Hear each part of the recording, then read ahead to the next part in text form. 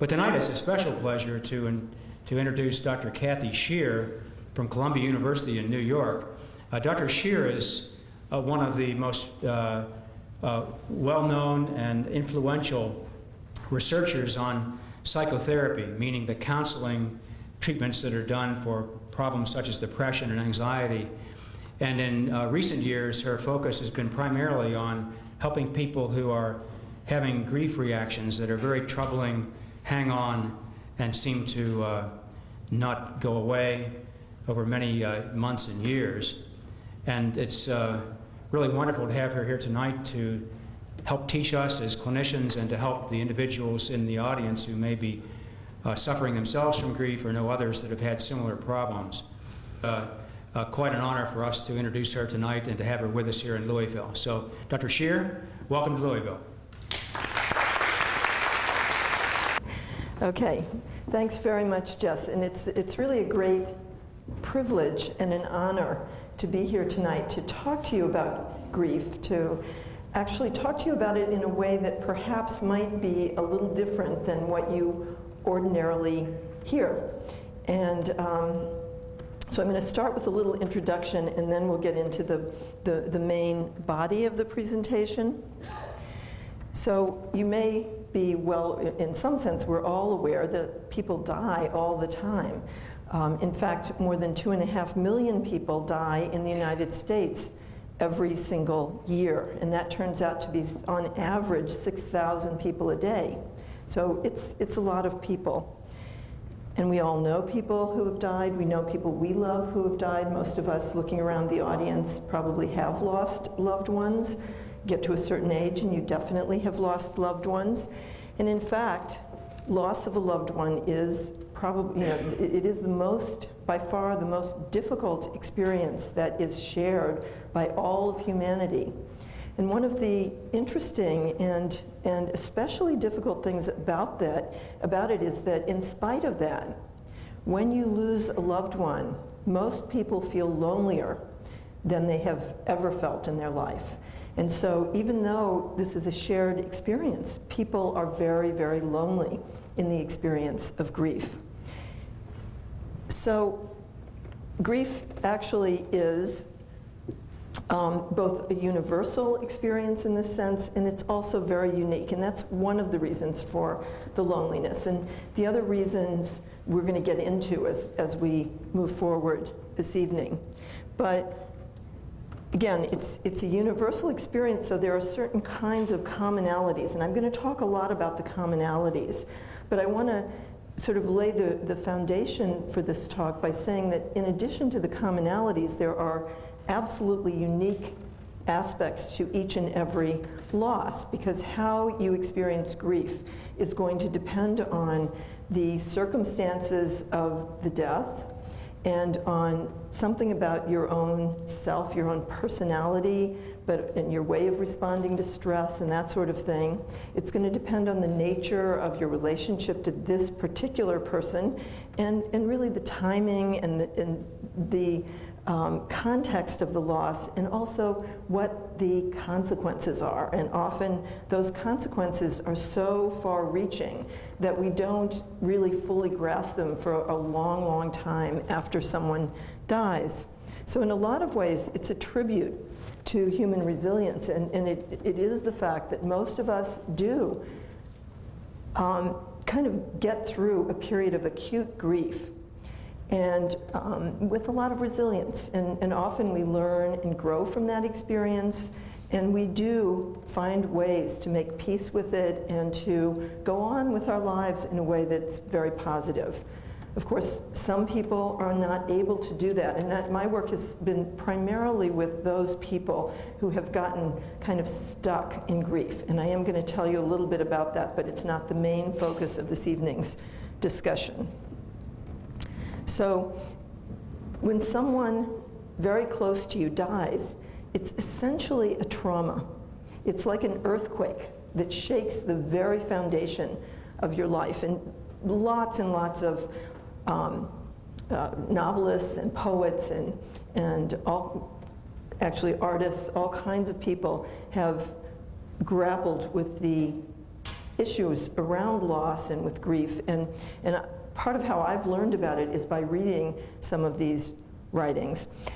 This is a quote from Dickens from 1848, and what he says, though, is almost verbatim what we've heard from many of the people that we've worked with who are stuck essentially in this acute grief period, where it's basically what Dickens says so beautifully, really, is the morning sun awakens the old household. There's a splendid wedding in the church, and can it be that in a world so full and busy, the loss of one creature makes a void so wide and deep that nothing but the width and depth of eternity can fill it up? And I think it just beautifully describes the feeling that almost everyone has right after someone dies. So the question is, how can we understand this? What is so profound about loss? And I think to understand it, we need to understand something about adult attachment relationships. I think we need to understand that these relationships, that we're actually biologically programmed in a way to seek, form, and maintain relationships, very close relationships that in the world of psychology and psychiatry are called attachment relationships, close attachments, with a small number of people throughout our lifespan. And the images here that you see are up here to illustrate the fact that we're not alone among the animal species. We're one of only a few animals, actually relatively few animals, that forms these very close relationships in adulthood. Virtually all mammals form such relationships between mother or primary caregiver and infant. And that's how I think most people are used to thinking of attachment relationships. But there are some of us, and we humans are among them, but also are these little guys. Let's see, oops, I didn't mean to do that. There's a red, here we go. These little guys, who you may or may not know what those are, but those are animals called prairie voles. And they've been in the news a lot, so you might have heard about them. But just in case you haven't, what they are, they're these little mice. They fit in the palm of your hand. And what's unique about them, as you can see here, is they pair bond. They bond with each other. They are monogamous as adults. And they're very different from other kinds of voles. There are meadow voles and montane voles who don't do this. And so because of that, scientists have been able to start to study these animals and to learn what are the underpinnings of these kinds of relationships. So the prairie vole is a very, very important animal. Additionally, swans, albatrosses, and wolves also pair bond or form adult attachment relationships monogamously. And one of the consequences of that is that those animals that do so, the males also share in the caregiving of infants. And in the case, again, of these are the prairie voles again. And what you see here is, I don't know which is the male and which is the female, but what I've been told by my colleagues who do work with these animals is that they share the care of the infants 50-50. The other species on this slide, of course, doesn't necessarily do that. But we do have some. I know that men do take some care of their children, and they vary as how much they do so. We're encouraging them. We're trying to help them get to that 50-50 place where the prairie voles are. So why do we do this? Why do we do it? Why do some animals do this and others not? Well, there is the answer right there. It's one little molecule. It's quite amazing, actually. Actually, there are really two, because this is primarily the female version of this molecule, but it has a sort of pair bond itself called vasopressin, which is virtually the same molecule. And in males, it serves virtually the same. It serves the bonding purpose. And the reason we know this is because if we do experiments and block the effects of oxytocin, we don't get pair bonding. And also, we don't get a lot of other things. So we've known about this, it's a hormone that also acts as a neurotransmitter, and we've known about it for actually a century or more, almost 2 centuries now. And mainly we knew about it because it's released during labor, and it has to do, so if you've ever heard of Pitocin, if someone is, for a pregnant woman, that's oxytocin, and it causes uterine contractions and helps with the delivery of the baby. And also it facilitates breastfeeding. But what we didn't know until much more recently is that it is also released during all kinds of physical contact, and more than that, it's involved in social recognition and bonding and the formation of trust and generosity. And there's really been an explosion of research about the effects of oxytocin, and we're starting to see it used clinically as well, but I'm not going to really say much more about it. But I think it's very interesting that we can now begin to unravel the biology of attachment relationships. And it's really very, very important to understand attachment relationships in order to understand grief and loss. So what I'm going to talk to you about for the rest of tonight is a little bit about understanding bereavement as the loss of an attachment relationship. So that may be the relationship, the attachment relationship, you could be on either side of that. That is to say, you may be the person being taken care of, or you may be the person doing the taking care of in an attachment relationship. And in either case, the loss of the other person is monumental. So we're going to talk about that. I'm going to tell you a little about attachment theory and how we understand these relationships and why they're so special. And then we're going to talk about sorry. Okay, well then we're going to talk about grief and mourning, and then we're going to talk about what can go wrong with grief and mourning. So, attachment theory. Like other animals, like we just saw, we're biologically programmed to form these relationships, and actually to not only form them, but to maintain them and to resist separation. So you all know this because you know what happens to an 18-month-old baby when he or she is separated from her mother or his mother or primary caregiver. You see a big reaction, and that's the separation reaction.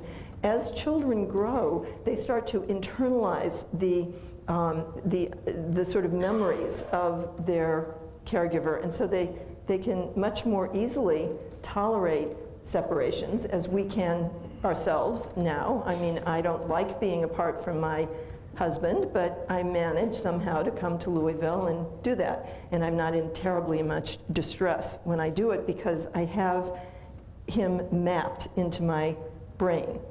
So we'll talk about that a little bit more in a minute, because basically this is one of several biobehavioral motivational systems, they're called, that operate across the lifespan. And they actually use similar processes we use similar processes in our brains as adults as we did as children. Not identical, but similar.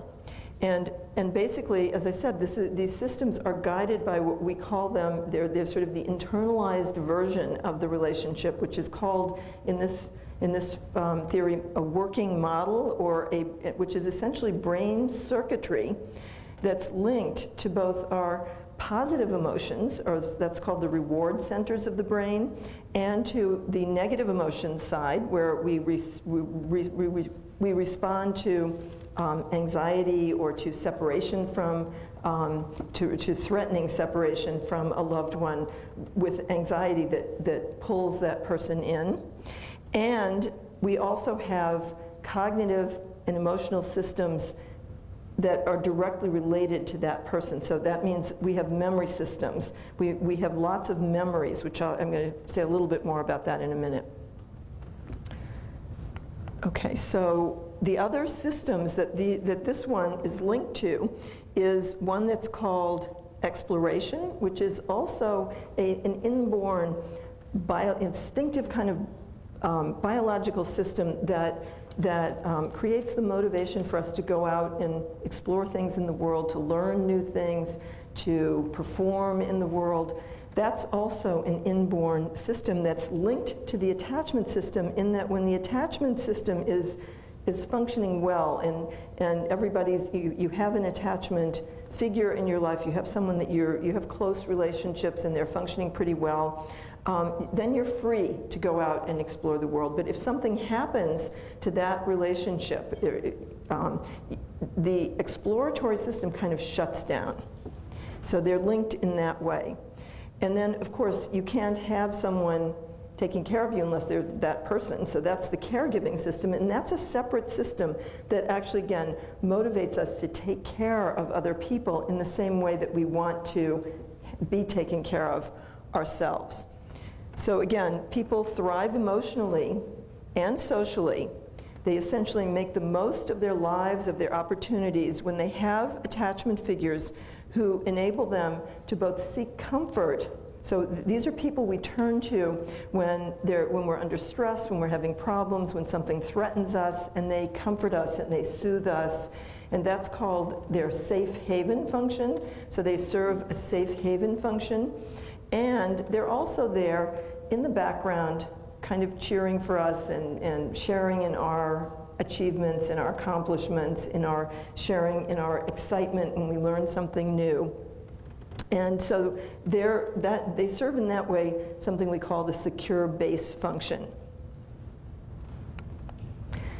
So again, going back to this idea of the brain circuitry that we call working models, I want to say a little bit more about that, because what happens in these working models are mental representations, or essentially think of them as brain circuitry, is that they contain memories of the person that you're attached to. There's we seem to have a special place in our brains for people that we're very, very close to, so that we can remember things that we did with them, actual events that we experienced with them, facts about them, much more easily than people we know less well. Even though we might have had similar, two similar experiences, we're much more likely to remember the one with the person we love. It seems obvious, but it's kind of interesting. And we also learn about that person. We learn in a form of our memory we call semantic memory. So what I just described of facts and events is called episodic memory, which is a form of, or narrative memory. Episodic or narrative memory is a form of explicit memory. And the other form of explicit memory, and this is the kind of memory that you can talk about if you might or might not have it in center stage in your mind, but you can talk about it. And the semantic form of explicit memory is about the rules, the sort of characteristics that we know about someone. That isn't a particular memory, but we know that they prefer to have dinner at 7 o'clock at night. We know that they like string beans. We know things that they like. We know things that they don't like. We know what they like to do, what they like to eat, how they like to sleep. We know all kinds of things, many more things than that. But those kinds of things that aren't based on one experience, but are sort of the way we put it all together. So that's called semantic memory. And then we have another memory system that I think is also very important when we think about attachment, which is called the implicit memory system. And this is the memory that we use when we learn how to do something physically. So it's really how we learn to, it's sometimes called motor memory or procedural memory, because it's the way, again, that we map into our brains or remember how to tie our shoes, how to ride a bicycle, how to play tennis or ski or do anything physical, play the piano. And what's interesting about this kind of memory is that it's very, very difficult to verbalize it. So if you do any of those things, whatever you do in your life, there are many things that we can't exactly explain how we do it. We just learn how to do it, and we can do it sometimes in a very, very skilled way, but we can't exactly describe it. One other thing about the implicit memory system is that you basically learn in your implicit memory system by doing. So you learn to ride a bicycle by trying and trying and trying until you finally get it. But you can also learn by visualizing doing that, almost as well. So the sports psychologists have been the ones most interested in this memory system, and they've found out that you can actually have almost as good a practice as a ski jumper, for example, if you're really concentrating and you are really visualizing yourself doing that ski jump. You can get better at it, and this has been demonstrated. You can actually get better at the skill by visualizing it. That's true of playing the piano. It's not quite as good as doing it, but it's almost as good. So this is going to become important when we think about grief, actually, because the people we love are mapped in our brains in the explicit memory system, the semantic memory system, the episodic memory system, and also in the implicit memory system. And in memories, we generally update all the time. So we sometimes think of memory as a sort of fixed thing, but it's absolutely not fixed. So memories change and grow as we change and grow. They're really just, the memories are comprised really of living cells. So they're not one fixed thing. Even an event that happened, your memory of an event, an actual factual event, is going to have a lot, it can change. It can grow and change. You can emphasize different aspects of it. So it's not a fixed thing. Okay. So the other really important thing about attachment relationships is that it turns out that they regulate us. They help regulate us. And they help regulate us in all of these ways. They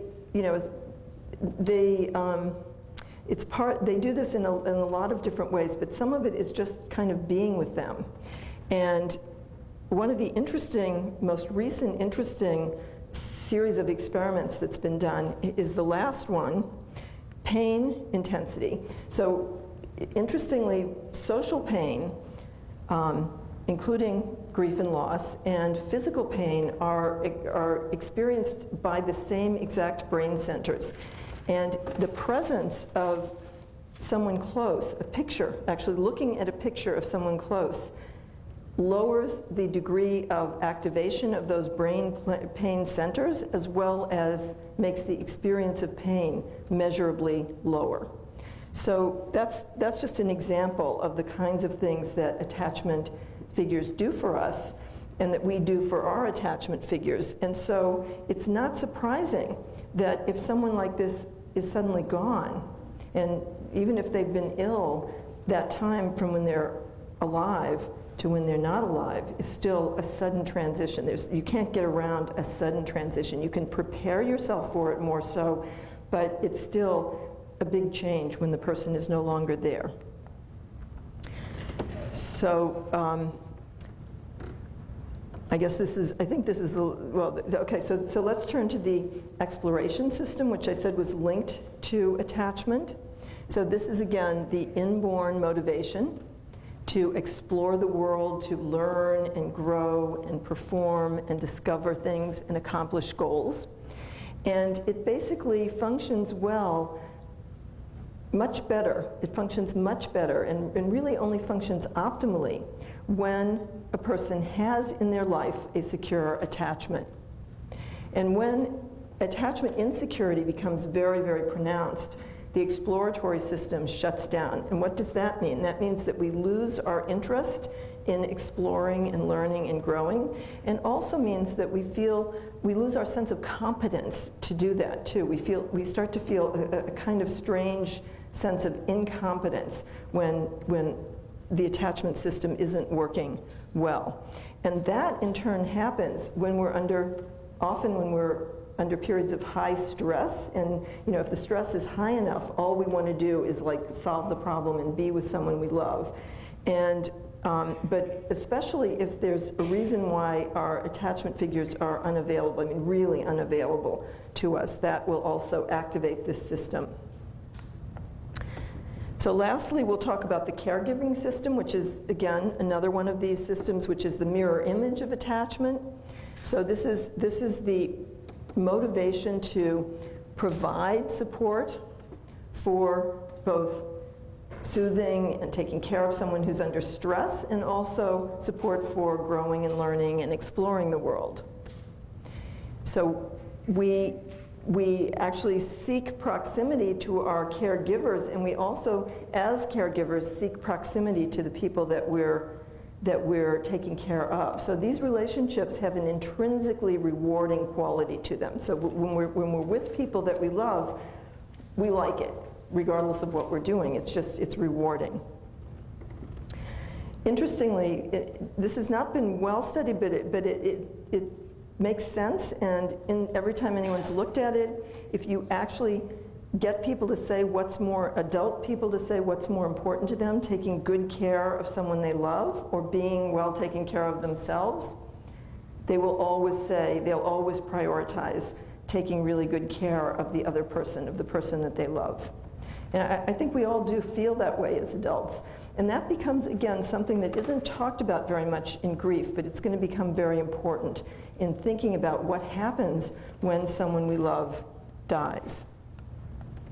So bereavement, in this sense, what we're going to talk about now is bereavement as the loss of an attachment relationship. And again, it can be the loss of someone that you are taking care of, so you're their attachment figure, or someone who takes care of you. And adult relationships, for the most part, are of course symmetrical that way. So if there is someone who is the person you turn to when you're upset or under stress, and who you know is there encouraging you to grow and learn and develop, that's also someone that you're doing those things for as well. So when we lose someone like this, it's going to affect the attachment system, it's going to affect the caregiving system, and it's going to affect the exploratory system. So what happens to the attachment system? Well, it activates what's called a separation response. So when bereavement activates a separation response, the likes of which most of us have not experienced since we were 18 months old, and therefore probably can't remember. So it's a very, very intense and unfamiliar and instinctive response. And of course we know that grief, acute grief, occurs in a very intense and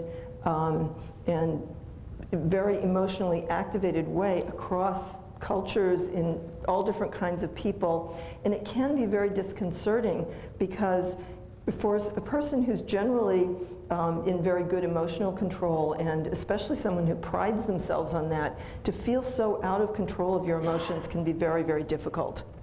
So that's the separation response includes a big upsurge of protest emotions. No, you want to say no, this can't be. Even though you know that it's irrational, but there's just that feeling of protest.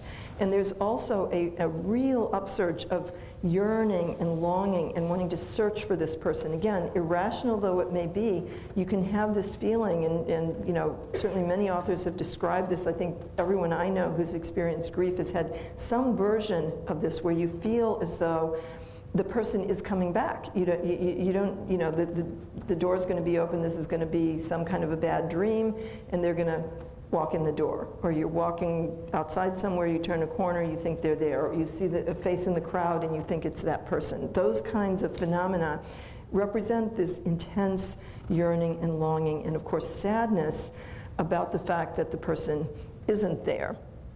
So, and along with this is a lot of preoccupation with thoughts and memories of the person. So you want to talk about them all the time. Someone once said it's as though the floodgates of memory of that person have been thrown open. And that's part of what we see.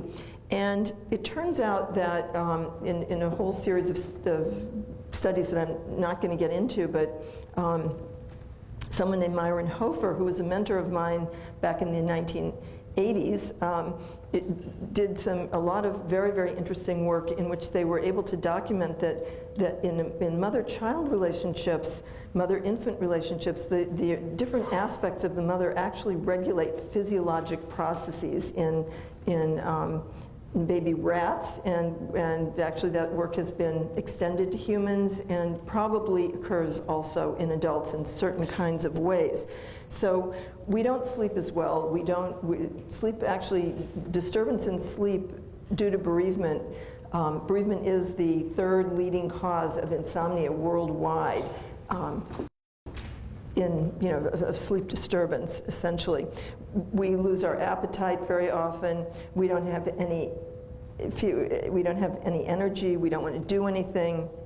And that's partly because the exploratory system is shut down, and we feel this strange sense of incompetence. It's again, very disconcerting, and people will describe how they're standing in the middle of the room and they don't know what to do with themselves. And that's for a usual, active, high-functioning person, that's a very disconcerting feeling. And from the caregiving system, the sort of instinctive response is to feel as though you've failed the person.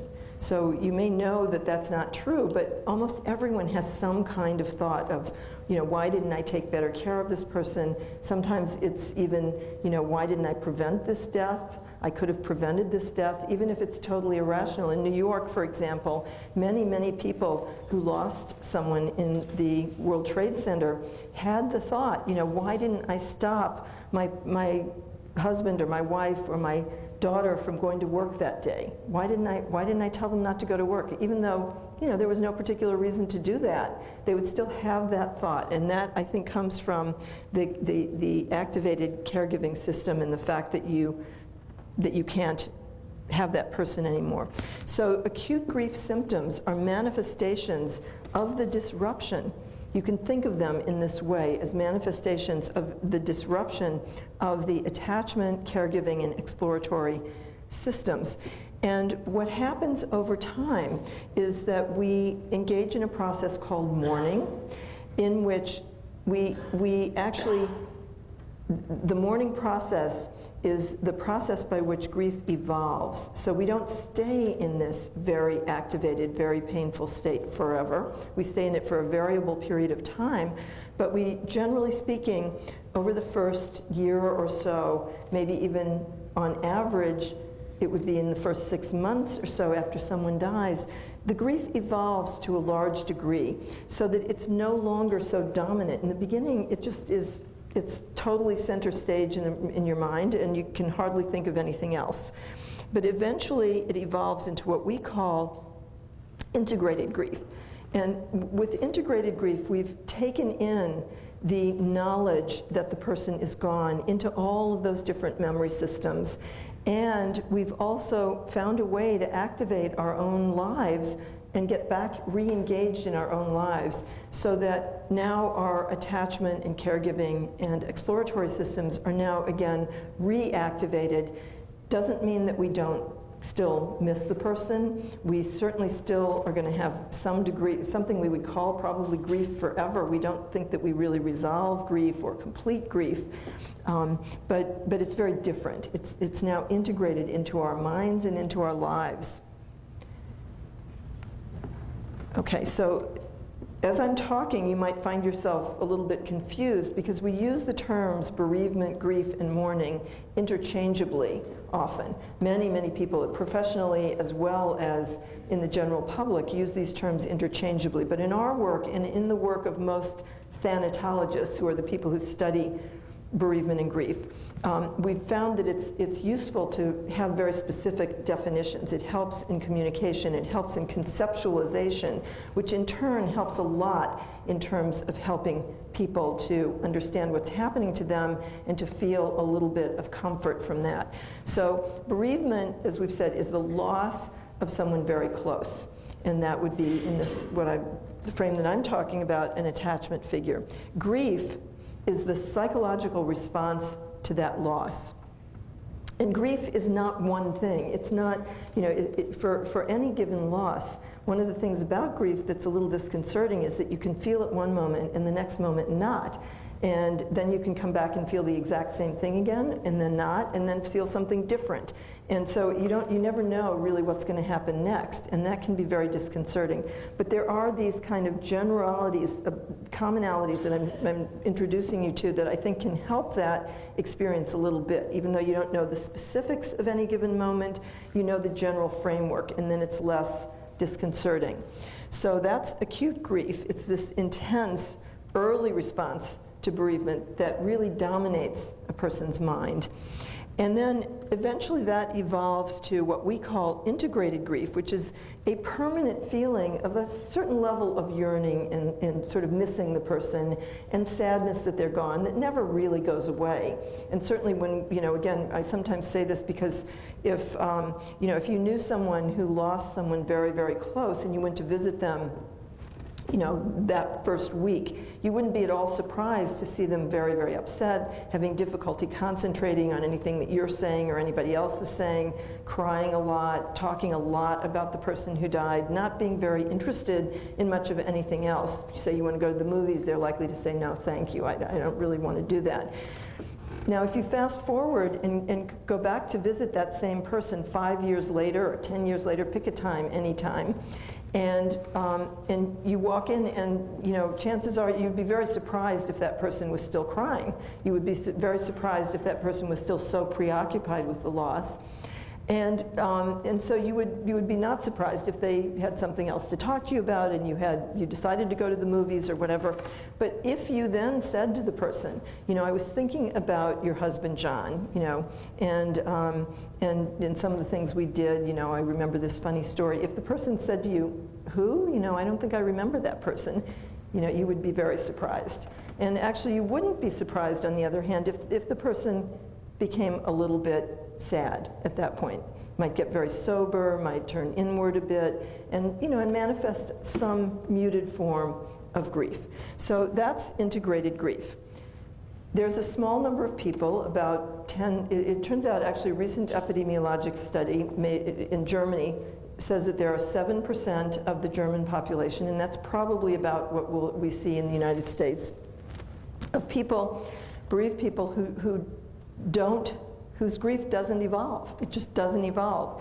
And you do see them 10 years later, 5 years, 10 years. We've seen people 30 or 40 years later who are still experiencing and have experienced over all that period symptoms that are essentially those of acute grief. Sometimes they've gotten them a little bit under control, usually by using a lot of avoidance strategies, but they can some people can kind of go on with their lives. Some people are just totally shut down and really have lost their own lives with the person who died. But that's complicated grief. It's prolonged, acute grief that just isn't going anywhere. Okay, and then the definition of mourning that we use is the process by which acute grief is transformed and integrated, or not. So people with complicated grief just essentially are trying, but their mourning is not successful. So again, to go back to the symptoms, acute grief is a manifestation of a separation response, because the loss of an attachment relationship triggers this instinctively. And what characterizes a separation response is proximity seeking, which is the yearning and the searching and the preoccupation with thoughts and memories and images even of the deceased person. So you can have actually hallucinations of the person, you can hear them, their voice, you can see them standing before you, and that is an absolutely normal grief reaction. And some people are very frightened by that, but and actually some mental health professionals think that it's a manifestation of some kind of psychopathology, but it is not. It's definitely something that a lot of people experience during an acute grief period. You have very often this sense of protest, which is manifest as a sense of disbelief and also a feeling of anger and bitterness. Why did this happen? It's not fair that this person died. And people will often feel that, of course, when the death was untimely, but you can even feel it when an older person dies that you're very close to, and it can seem, again, kind of irrational, but the thought comes. And part of why I'm stressing this is because these are instinctive reactions, and people can sometimes be very troubled if they feel angry about the death, and it's a 95-year-old person who has had a full, rich life, and they're sort of saying to themselves, why am I thinking this? What's wrong with me? But there's nothing wrong with you, because that's the instinctive response.